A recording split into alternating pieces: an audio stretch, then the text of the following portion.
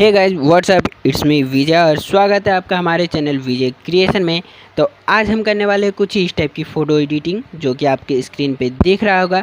तो चलिए वीडियो को स्टार्ट करते हैं। वीडियो स्टार्ट करने से पहले एक रिक्वेस्ट है, अगर आप हमारे चैनल पर नए हो तो चैनल को सब्सक्राइब करके बेल आइकन दबाना मत भूलिएगा और वीडियो पसंद आए तो वीडियो को लाइक कर दीजिएगा। साथ ही मैं जो भी बैकग्राउंड और PNG यूज़ करूँगा उसका लिंक आपको डिस्क्रिप्शन में मिल जाएगा, तो आप वहाँ से जाके डाउनलोड कर सकते हैं।